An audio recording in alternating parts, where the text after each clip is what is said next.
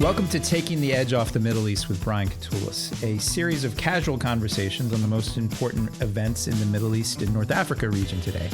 I'm Brian Katulis, MEI's Vice President for Policy, and today I'm joined by David Schenker, who is a Senior Fellow and Director of the Program on Arab Politics at the Washington Institute for Near East Policy. David served in the Trump administration as the Assistant Secretary of State for Near East Affairs from 2019 to 2021. And he was also in the George W. Bush Pentagon from 2002 to 2006. He also happens to be a good friend. I've known him for years, and we're really pleased to have him on the podcast. David, welcome, and thanks for being our first guest. Well, Brian, thanks for having me. Cheers. We are drinking some bourbon whiskey to take the edge off the Middle East. I wanted to start first, David, because a lot of our listeners are in university or interested in the Middle East and careers in the Middle East. What's your origin story? How did you get into sort of this field? What was the spark, and what were the first things that you did when you first got in the field of U.S. policy in the Middle East? Well, the origin story, I think it's too long to tell, but spent some time on a kibbutz when I was 15 years old. And went to Tel Aviv University for a year. Was a little interested in Israel, but I took the opportunity to go to Egypt. Back then, you need to get a new passport, so you'd have one without any Israel stamps in it. And I flew in 1988 for the first time to Jordan, backpacked around Jordan for a week and a half, and then crossed overland to Syria. And then spent like 2 months backpacking in Turkey, and I was hooked. And I decided it was time to start studying Arabic. So I did. I went to grad school. I lived in Egypt about 2 years and moved to Washington. I got a great job waiting tables. That's great. But a key part of your story is time on the ground and learning the language, right? That was a key part of what got you where you are today, right? Yeah, no, essential. It's hard to be an expert in the region. I mean, you spend a lot of time in the region. You can't know people if you don't know the language. You're meeting only a certain slice of the people if you're only speaking English. Got to talk, got to speak Arabic, and got to spend time on the ground.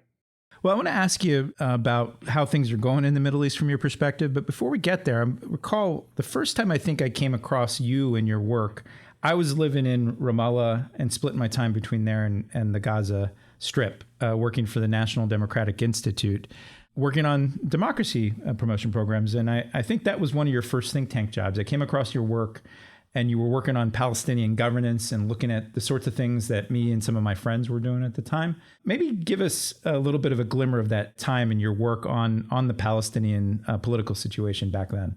Well, it's about 1998. I started the Institute. I was writing about terrorism. It's a pretty narrow field, not particularly interesting for me. And I started broadening out relations between Hamas and the Palestinian Authority, in Jordan, relations between the Muslim Brotherhood and the palace and the government of Jordan. And so in the Palestinian Authority, I started writing about sort of domestic politics, right? The interactions between the states, not only the Islamists, but civil society.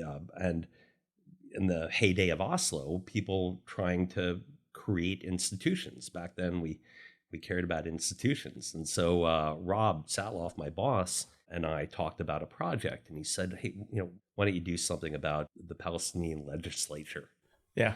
And so I spent, months going back and forth to West Bank, some time in Gaza, and wrote the only book in English on the Palestinian parliament. And I don't even think my mom read it. It was, I had a great time doing it. But the argument there was that the Clinton administration actually was messing up.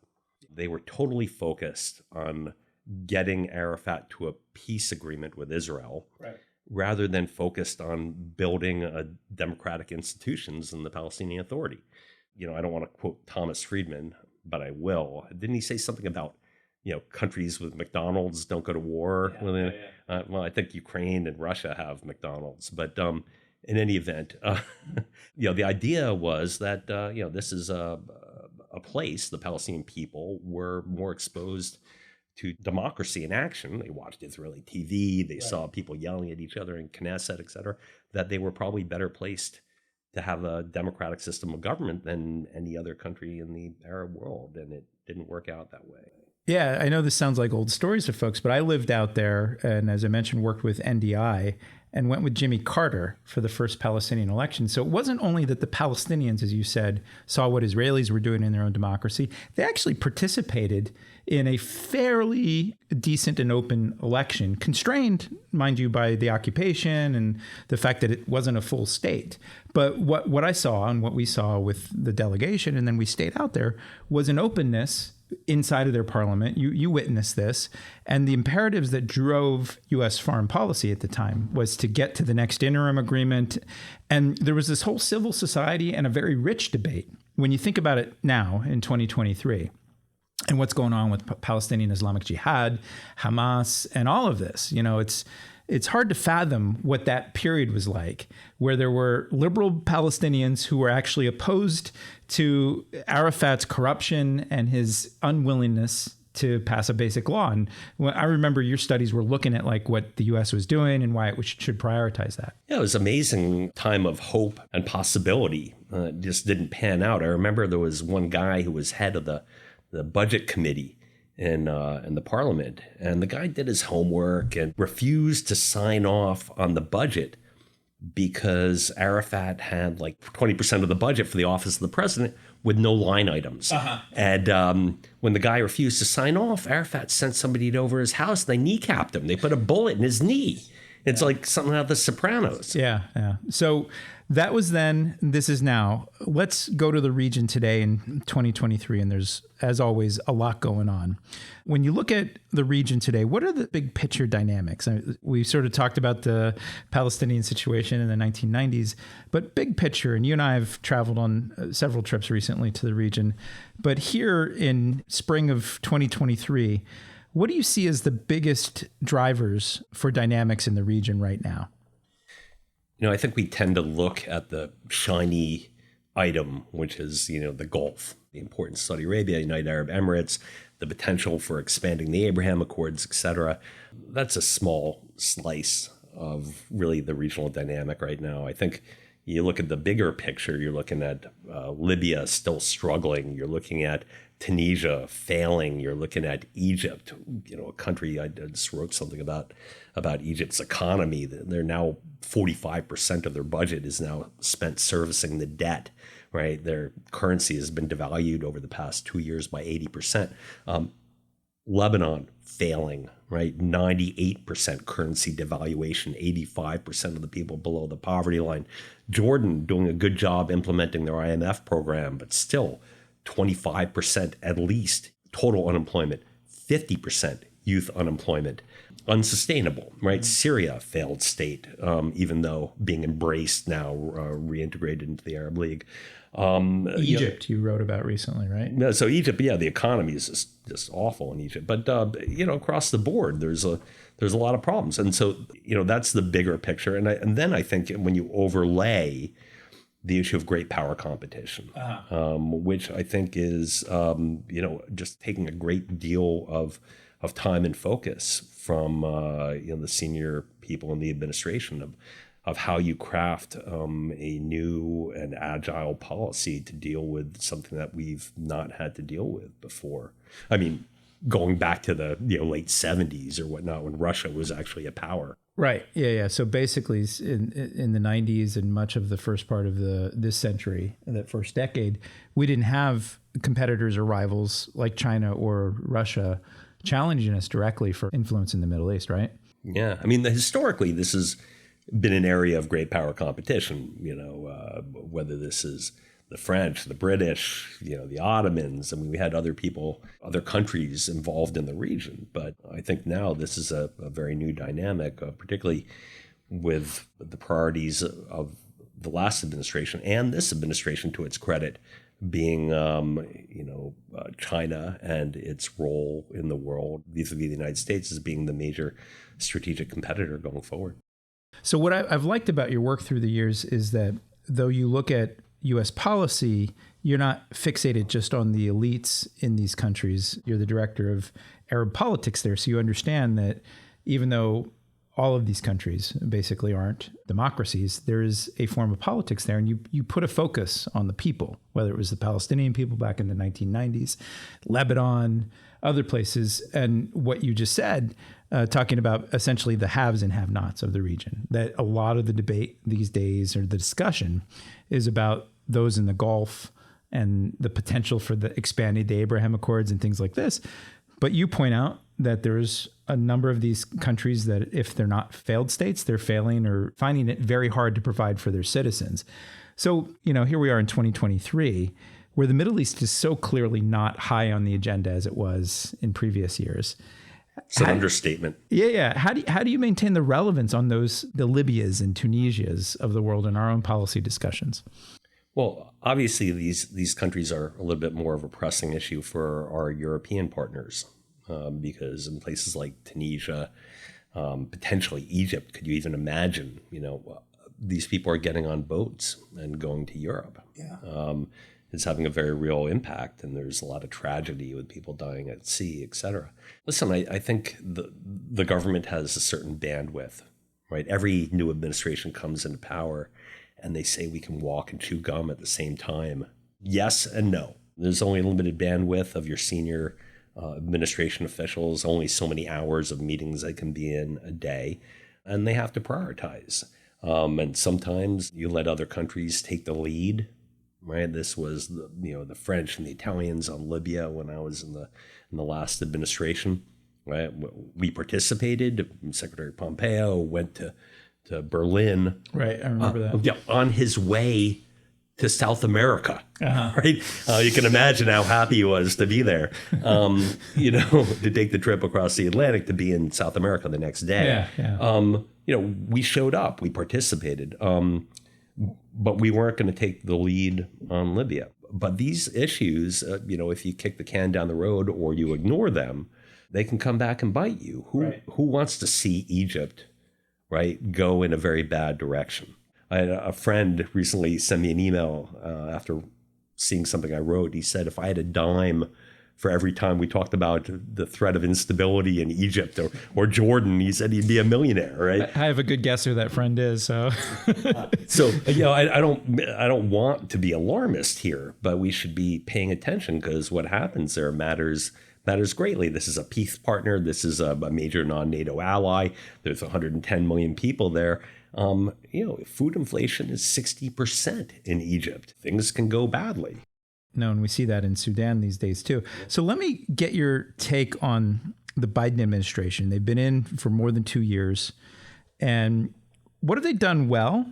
And then what have been the big gaps from your assessment? Well, listen, I think we just had at my institute our annual conference, and Jake Sullivan, the national security advisor, gave a talk, and he talked about how incredibly involved and engaged the United States is in the Middle East. And yes, they are. We remain, as a U.S. government, engaged. We're not doing everything we can be doing or could be doing or should be doing. And every administration takes credit for things that happen regardless of. Right. And so it's like the rooster taking credit for the dawn dynamic. Exactly. So, you have peace breaking out between Saudi Arabia and Iran. I'm being facetious here, of course. But, that agreement happened. The prospect of rapprochement happened because Saudi Arabia had a lack of confidence that the United States would actually protect Saudi Arabia. And so they're looking for de-escalation with Iran. Sorry, do you think that lack of confidence began with the Biden administration, or do you think it's a shared, including the administration you served in? Listen, yes, we killed Soleimani. That was an amazing moment that I think inspired confidence throughout the region. But we didn't respond militarily to Abqaiq. The secretary and I got on a plane the next day and flew to Saudi Arabia to reassure our ally. I think it took 2 weeks for the head of CENTCOM to show up in the United Arab Emirates after they got whacked by the Houthis and what they call their 9/11, right? So yes, I think this is something that's happening over time. But let me tell you what I give the Biden administration credit for. I think how they have managed the NATO alliance in Ukraine has been remarkable. Right. Putting together a coalition, keeping it together, keeping people from going wobbly. I think what they've done on chips, doing microchips here in the United States to compete with China, to make sure that we're not dependent. I think that's a remarkable thing. I think it's a continuation of the pivot to Asia that they talked about during the Obama administration, but started in the Trump administration for real. And I'm glad to see continuity in the policy and going forward like that. In the region, I think the Biden administration fouled intentionally the relationship with Saudi Arabia. I think that hasn't helped. The National Security Advisor was just there this past weekend. We have a long way to go to get this relationship to being on decent footing. I think we're catching up. Right. Yeah. And I think it's going to take us a long time to get there. Yeah. No, I mean, I think some of that is linked with everything that had happened when you were mostly in the Trump administration, but the Khashoggi murder, the human rights abuses, the Yemen war, it actually provoked a dynamic here where the U.S. had its own debate about what is our relationship with the region. And we'll talk a little bit about like the partisan nature of discussions on that front. Listen, Brian, I knew Khashoggi. I liked him. I had lunch with him 2 months before. It's horrible. And yet he was not an American citizen. I think that our policy, and I'm a human rights guy, you know that, right? I spoke about it all the time in the administration. I talked about it a lot. It's an important element of our policy, but we have to put it into perspective, and a regional perspective. Egypt, in which we give 1.3 or right now $1 billion a year. When I was in government, we had 3 wrongly detained Americans in Egypt, and the government of Egypt essentially killed one of them. And that was after I spoke to the government of Egypt about this guy, Mustafa Qasim. Right. After the secretary spoke with the government of Egypt about this guy, Mustafa Qasim. And after the vice president spoke to the government of Egypt about Mustafa Qasim. So I understand that, we had some issues with Saudi Arabia. But let's put it into perspective. We have to have relations with countries in the region. We have to have alliances. We have to have partnerships. And I think that this can't be the defining issue for our relationship with Saudi Arabia. So what you're saying essentially, though, is it should be part of the conversation, but we should maintain the conversation. Because some people say we should just cut off the conversation, downgrade ties, pull back from the region. And I think you and I agree on this, is that that's a formula essentially for letting China, Russia, and others, escorting them into the region. And then unless you maintain that conversation, right? And this is the challenge in this. And you sat in this position as the top Middle East guy at the State Department in the Trump administration, of how do you keep those issues on the agenda? And doubly hard, and kudos to you, right? When the big boss is essentially saying, I like Sisi. I like these people. I believe he said that Sisi was his favorite dictator, right? Yeah, he went even further in that way. So I think the American system, as chaotic as our democracy is, there's still a sense of decency about how we should actually connect with other societies. And my view is it's shared in a bipartisan way and more deeply rooted than our politics and the media demonstrate. And this keeping the conversation open, but then also not limiting the conversation, is a key part of the task. And I think sometimes in the advocacy arena and the debates about Middle East policy, we lose sight of that, of how do you actually move the needle towards progress on these fronts. You can talk about it, depending on how bad things are and what country. I mean, with Saudi Arabia, once again, back to context, Mohammed bin Salman has gotten women driving. They don't have guardianship anymore. Women can leave the country without the permission of a male relative, who in some cases might be a grown woman's son. They have the chief cleric of the kingdom going to Auschwitz, giving talks about tolerance and coexistence, or not funding madrasas throughout the world anymore as a matter of policy. This is making the United States ultimately safer. So I think, you have to recognize the good and the bad, because this is a more complicated world. Right. They have more choices. And sort of the funhouse mirror spectrum of America's political and media debate fails to see that bigger picture. I think essentially what you're saying is that for 30 years, people dreamed of having this scenario of not just women driving, but then cutting off funding for extremists who are plotting terror around the world. And it's a big transformation. Again, I think the hard part for Americans writ large is that they're a monarchy. We're a democracy.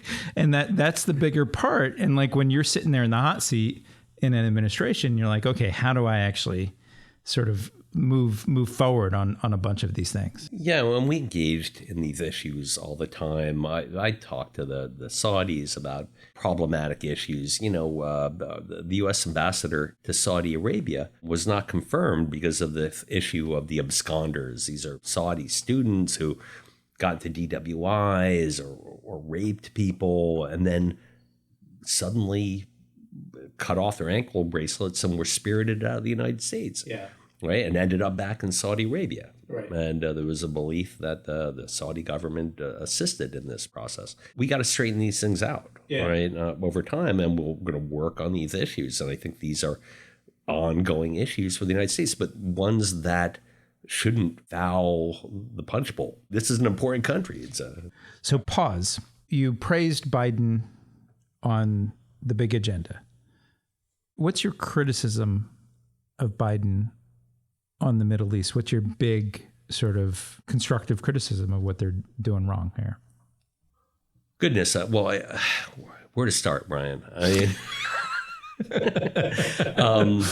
Listen, I think we just heard from the National Security Advisor, basically, who said the United States is not going to limit Israel's freedom of action when it comes to Iran and how it's going to respond to Iranian enrichment to 84% or potentially higher. I think many people... But you were the guys who stepped out of the JCPOA. Oh, you want to relitigate that 2.5 years later? I wasn't there, by the way, but when we stepped out. The point is, right, we are here, and the United States is essentially saying, yeah, we're supporting, we got Israel's back. We're going to lead from behind and let Israel do it, but we're not going to do it. We're not going to do what it takes to prevent Iran from becoming a nuclear state. That's one. Already complained about Saudi Arabia. I think that was a fumble. Right. I think we mishandled that. I think that we don't have an eye on Egypt and what's going on there. Right. And you've written recently about sort of their offer to Russia to help them in their campaign against Ukraine. And right. I think it's a credible report. I don't think we have a Syria policy, Brian.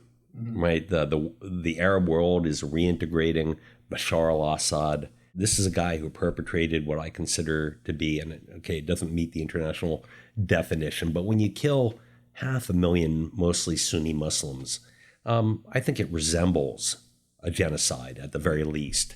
And this guy is being reintegrated into the Arab League, and the United States doesn't seem to have a position on that you can grab onto. Right. Okay, you can say, and I think you might be right, that the last administration where I worked, Jim Jeffrey, who was an amazing guy, and Joel Rayburn and Andrew Tabler, that they had a policy to put pressure on and implement UN Security Council Resolution 2254 to have a political transition in Syria. And that maybe we're never going to get there. But that was the policy. You knew what the policy was, right? It had a political element to the policy. It wasn't only just stationing 800 U.S. troops in the east of Syria and supporting the SDF, which is nominally a terrorist organization, to fight ISIS, another terrorist organization. We had a policy. Maybe it wouldn't have worked. I can't discern what this administration's policies, but I can tell you that we are on the route to the rehabilitation of Bashar al-Assad. And your view is then that's a road to nowhere because, in part, he's murdered tens of thousands of his own citizens to stay in power. And it's not a sterling example of what we'd like to happen repeatedly in the region. It's not democracies versus autocracies, and we have summits for democracy, and Syria's not there. Let me turn back to your reflections on your time. And I know it's hard. What I'm going to ask you to do is hard to do because you're an actor in all of this. The easy part is, what were your biggest accomplishments in the Trump administration on the Middle East? And then the harder part is, what didn't you get right? What was the piece or the pieces of the puzzle that you feel like you fell short? Listen, I did a lot of the work on the Morocco deal, in terms of the normalization of Western Sahara, right, on the intellectual work on that, and going out to the Western Sahara, or what we now call the southern province of Dakhla and Layoun. And I really worked through that with the government of Morocco. I spent a great deal of time on that. Once again, I talked a lot about human rights in Egypt. This was not something that got a great deal of coverage in the administration, but I recall a couple months into government, I was at the UN General Assembly in New York, and I had an interview with Al Jazeera, and there just so happened to be protests in Egypt that day against Sisi, against Sisi, right, Sisi the president, right. So I was asked by Al Jazeera, what do you think of protests in Egypt? And I didn't have a talking point for that. The answer, without thinking, was the United States government supports the right of the Egyptian people to protest peacefully. Yeah. And it is incumbent on the government of Egypt to protect peaceful protesters. I didn't even think about it. At some point, I was called by the State Department, by the press office. They were told by the National Security Council that I was off message. Oh. But, this is, I feel like that it was the right thing to say. And This is absolutely the policy of any American government, regardless of who's sitting in the White House. So to be clear, this is the most populous country in the Middle East. They had a revolution in 2011. They had a counter-revolution. Some people call a coup. Barack Obama didn't call it a coup. But there is a complicated political dynamic inside of Egypt. You're sitting in the Trump administration, who your big boss, President Trump, said, Sisi's my favorite dictator. And you're saying people need to actually have this space. It's what America should stand for. I was a political appointee. The worst at the end of the day that could have happened to me was that I would be fired. I would go back to making more money and working less. But this is my value. And to his credit, Secretary Pompeo agreed with me 100% on this. I never heard a word about any statement I ever made about Egypt. So I think, I made over 10, maybe 12 trips to Iraq in the course of my 19, 20 months in government. Yeah.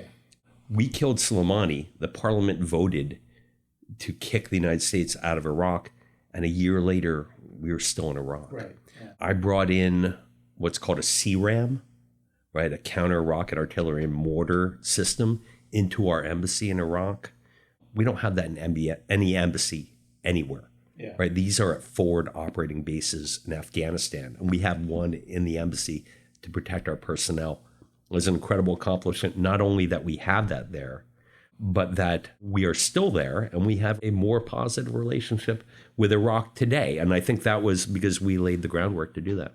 No, let me put a fine point on this, because you and I had a conversation which you will not remember because you were in the blur of government service. And that's what people forget, is that when you're in these positions like David served in, you're like traveling on planes, you're meeting with officials and things like this. I got 600,000 frequent flyer miles during COVID. Yeah, it's great. At that time, and after the Soleimani strike, I remember you and I, you'll forget this, is we had a conversation about what we can do post Soleimani strike to actually protect U.S. citizens who are serving in embassies around the region, and in particular in Iraq. You were like deeply concerned about this as the guy who was in charge of all of that, right? And I connected you with some people who were in the Democratic sort of Senate staffers and people like this. You won't remember this, but that's the key thing, is like, if America is going to stay engaged in the Middle East, but we understand that we can't control outcomes. And like you said on Libya, we're a factor and we can show up, but others need to step up, but we need to be there. How do we protect those who are actually on the front lines? And that's a key moment, like in our polarized environment here in America. The Middle East seems like the most unlikely place to talk about how do we build a bipartisan consensus. But that's what I was trying to do, is like give you the tools in the job that you had to actually just protect Americans who were serving us? I would be on the phone all the time to Democratic staffers. Yeah. I would inform them of where we were at. I would talk to Menendez people. I was confirmed by the Senate, and I believe in democracy, and so I had channels across the aisle. But in Iraq, like 4 days after we killed Soleimani, I was spending 3-4 hours a day with the secretary monitoring the situation. And I said to the secretary, I'm going to Iraq. And he said, good, go to Iraq. I didn't want to go to Baghdad because our embassy had been attacked. Yeah. And there were still breaches at the embassy that we were sealing up, et cetera. They had enough on their plate. So I said, I'm going to go to Erbil. And I'm driving to the airport, and I was told, that we're going to be attacked in Iraq. And you sure you want to go? I said, yeah, I'm absolutely going to Iraq. And in fact, I arrived in Austria. My flight to Erbil was canceled because the airport had been hit by missiles from Iran. And so I had to travel through Qatar, and I got to, Iraq that night to Erbil, spent some time with our people at the embassy. Right. I think it was important to sort of demonstrate that, the United States government is 100% with our people and that we are going to protect them. And we did ultimately, get out the CRAMs. And I think, we're in a better position in Iraq now. And that happened toward the end of the administration. And I think they've continued it. But, it's a dangerous place. But we do have to find, I think, common ground between Democrats and Republicans on these issues, regardless of what's happening on the ground in the region, because this has become, I think, like so many other issues in Washington, a political football. But at that time when you were trying to get into Iraq, and then I think importantly, sending the message through your presence to the people who, again, they're not Democrat or Republican, they signed up to defend America. They're good Americans. Yeah, through diplomacy or through military or intelligence, the whatever. And that's sort of the ethos. And I get it. We're at the end of like a 20-year period where many Americans have said, well, we've sort of offered that to the region, and it sort of turned that against us, killed a lot of people, took a lot of the money that we've had. We've got to pull back. And there's a strong instinct in our debate in America, which I respect, which is we've got to restrain ourselves. We've got to pull back. But there are costs to that, right? And it's not just the personal costs of the people who signed up for the missions of going there. But then, again, do you want to escort the Chinas and Russias into the region? And it's complicated because our politics for sure are complicated. How do you, when you're in those positions, and I don't know if you have an insight or an anecdote from the point of contact with those people who are serving America, and they're in the region and they're looking back home and they know it's not what we talked about before, the top priority. It's not Russia, Ukraine, it's not China, but they're still there. There are hundreds of Americans today. In Syria, thousands. But there's hundreds in Syria, right? And a part of Syria where, there's a normalization trend in the region, and at the political and diplomatic level, there's a passive appeasement of that process. But at the actual level for U.S. policy, there are people there who are actually trying to defend the ideals of you can't kill people to just stay in power. And it's as simple as that. So how do you translate that in sort of our screwed up politics back here? I think at the most fundamental level, Brian, we have to articulate a policy. Why are we in Iraq? Why are we in Syria? The embassy, it's 108 acres. We have our own fire department. We make our own potable water. We have a power plant. We have a kennel that has 75 bomb-sniffing dogs and all the teams for that. And then everybody else who's out there. You can't imagine, what this not only costs the U.S. taxpayer, but what it costs to run and the complexity of it and the investment. And the investment is there because there's a value to us of having a relationship with this country. It's not only anymore pushing back against Iran. Yeah. It's that there is a value to having a relationship with this enormous resource rich but environmentally, global warming challenged country in the Middle East that we've invested enormous amount of blood and treasure. Likewise, we have not articulated, as I think I said earlier, a compelling policy of what is our policy on Syria, that we have actually a military deployment with Americans in harm's way. Even if there's not been, a high casualty rate, there have been Americans killed there. A contractor was killed only several weeks ago. Yeah. And so I think that it is incumbent, and it's the job of the U.S. government, the administration, to outline what our policy is on this country. What do we want in Syria?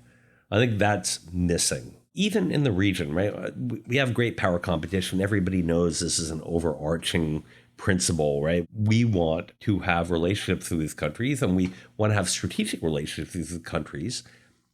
And there's only so much we can do with these countries if they have Huawei, or if they have their smart cities that are basically, China has, the PRC has all the biodata on everybody that's walking through the cities. It's an issue for not only these countries, but for our security and our ability to have strategic relationships. So I think we have to lay it out and be articulate about it and not be shy, but that would require that we work to develop a policy if we don't have one. 2 more questions. Yeah. We started talking about this, and so you didn't ask me what my my biggest regret was. What's your biggest regret? 3 more questions. Yeah. So this one I got in a can. Believe it or not, Brian, I'm an environmentalist. I went to University of Vermont. I used to have a ponytail. Oh yeah. And actually, the Safar tanker, this off Yemen, that's sitting 12 miles off Hodeidah, that is this tanker that is 3 times the size of the Exxon Valdez, that's 40 years old, has oil in there that is also 40 years old, that they can't use anymore. But the ship is rotting, and it's taking on water, and they're patching it up. But this thing could sink and foul the coast and prevent navigation through Bab el-Mandeb and go all the way around the southern coast of Yemen, fouling fisheries, creating environmental havoc. I tried to fix this. I know Timothy Lenderking, the special envoy for Yemen, is trying to raise money to buy another vessel. We couldn't pay the Houthis off to buy the ship and just tow it to like Djibouti and offload it. Why? Well, I think the Houthis see this as their nuclear bomb. I tried. Maybe I didn't try hard enough, but it's an enormous regret for me. And I have great faith that Lenderking, who is a remarkable diplomat, if anybody can solve it and raise another $250 million, it's Tim. So the 2 last questions, and thanks for raising that, is 1, we talked a bit about bipartisanship and America. We've been on trips together to the region, but how do you restore a sense of sort of a common American purpose about the Middle East? In America right now, Russia and its invasion of Ukraine has produced a rally around the flag approach. Taiwan and China is deeply resonant. And what worries me is that on the Middle East issues where we can build a consensus, you can't right now. There's almost like we're primed, you and I, to go against each other. That we have more in common than we have more disagreements. I mean, I go over to your house, you come over to my house, and we can talk about the region, and we can tease each other about the foibles of our party and the outliers in our parties. Yeah. But what we want, and I think what most of us want, is for the United States to be successful. I want the President Biden, to succeed, right? I'm not going to talk about whether I want him reelected. I'm going to talk about whether I want him to succeed, because his success is my success. Right. And I think, all of us should be looking toward that and finding areas of common ground. But I agree with you, Brian. I mean, we don't like each other. I mean, I like you, but the Democrats and Republicans, is very hard for a lot of us to get along now, because a lot of this is trolling. It's a lot of owning the libs. No, let's look at the issues and have debates that are about policy, not about personality. It's become so ad hominem. It's a very tough town right now, actually. When you were in office and the Abraham Accords were announced, the critics of that were mostly far left, ex-Obama officials and others. I don't want to name them, but it sort of just didn't make sense because it was on your watch and it was linked to Trump. And really, I actually think he did a lot of, and still will and could do, bad things to our system. Yeah, democracy. Yeah, I mean, let's stipulate the Trump administration was disruptive, and the disruptedness of offering this, vision for peace created an opportunity, right, with the Palestinians, with the Emiratis, and with the Bahrainis, and they got a deal. And what the president did on Western Sahara, this was transformative in the region. And I think no reasonable person really should have a problem with this. And if you don't want to call it the Abraham Accords, because that's the moniker that was given it, then I think that's your own pathos. Right. You're going to have to get over it. This happened at the beginning of the administration. Let's recognize it for what it was. It was an amazing accomplishment. And if you want to say that the president, didn't live up to certain other things in the region or didn't, achieve certain other things, there are critics. But this, I don't think there's legitimate criticism on that front. Last question.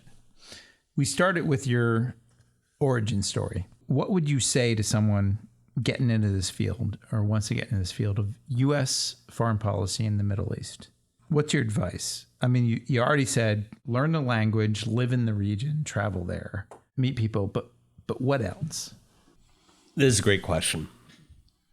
And it can be a long answer. I'll try and narrow it down. I moved here. I got very lucky. I networked. I met a lot of the right people. I put in my hard work. When I got the opportunity, I wrote a ton. And unlike a lot of places in Washington, people read.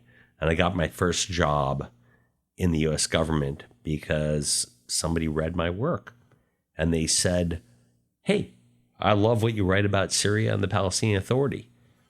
And that guy ended up getting appointed number 3 at the Pentagon in the Bush administration. Put it down on paper. Put it down on paper. You got to believe in stuff because people don't read stuff if people don't have a point of view, right? You got to back it up, but you got to have the point of view.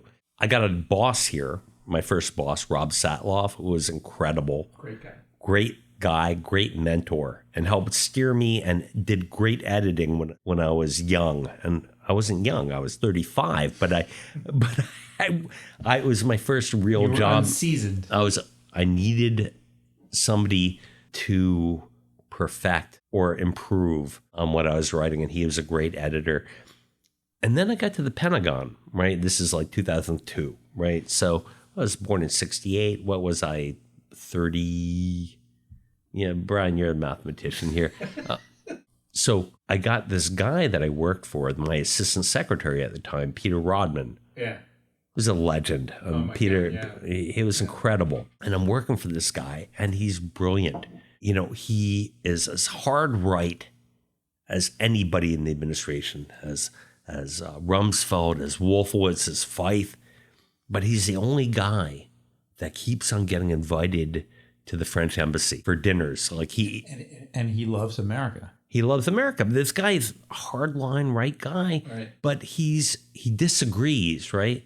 But he's not disagreeable. Yeah. And he didn't do the freedom fries thing instead of the French fries. The guy was the salt of the earth, right? He spoke perfect French without an accent. His kids are great. They speak French without an accent. This guy basically was another one of my mentors who showed me how to deal with people like I'm dealing with you right now. We disagree on some things, but we're not disagreeable. We can laugh about it and be nice and until the end. You were wrong, by the way, on the Israel-Hezbollah-Lebanon agreement last year. So, really? And so, I mean, but I think, so I've had a number of mentors, but at the end of the day, Brian, if you want to get a job in Washington, you can go to USA Jobs and you can wait 2 years or so and not get a job, or you can hitch your cart. Right. You can write a whole bunch of stuff, affiliate, show what your true colors are, and try and get a job on the political front. It's a hard business. Yeah. I consider myself incredibly lucky. I wrote a lot, but I'm very lucky to have ended up where I did. Yeah. So to conclude on this question, the two key things for me is, one, have like an idea that you want to drive. Point of view. You got to have a point of view. And then second, build a coalition. So a lot of our politics is about destroying the coalition, the blob, or other things, but build a team. Be positive. I mean, this is, at the end of the day, you have to have a vision and you have to know where you stand. And now, not everybody can do that. When you're in your 20s, are you going to want to be on paper? I remember, Brian, I'll tell you, I remember sending out my first policy watch in 1998, right? I was, 68? So I was 30 years old, right? I was at the Washington Institute, and back then, we faxed out these 1,350-word papers. We put them on the fax machine. I wrote this thing, and it was I started the day before the East Africa embassy bombings. And people out there can look it up. First or second paper I wrote in 1998 that we should kill bin Laden immediately. Wow. And I took a lot of crap for that, Brian. Yeah. And listen, it's enough. It was so enough. In 2011, did you do the victory dance? No, I didn't do the victory dance. But it was enough for me that the guy admitted that he did the East Africa embassy bombings to kill him. Yeah. I didn't think, and it was a common wisdom at the time, they have to arrest him and bring him before a court of law in the United States. And actually, when I wrote the piece, I got invited to California. I got flown out to be on a show called Politically Incorrect with Bill Maher. I remember him. Yeah. So long and short is, you have to come out and say what you think, but don't do it before you're ready, because in this incredibly toxic world, people will come after you. That's all the time we have this week. Thank you to our listeners for tuning in, and to our production team for their work on this week's episode. You can find our latest coverage of regional developments on our website at www.mei.edu. And you can follow MEI on Twitter, Instagram, Facebook, and YouTube, and subscribe to our email newsletters for the latest analysis and information about upcoming events. I'm Brian Katulis. We'll see you all in the next episode. This has been a presentation of the Middle East Institute. To support MEI's programs and podcasts, please donate at www.mei.edu. Thank you for your support.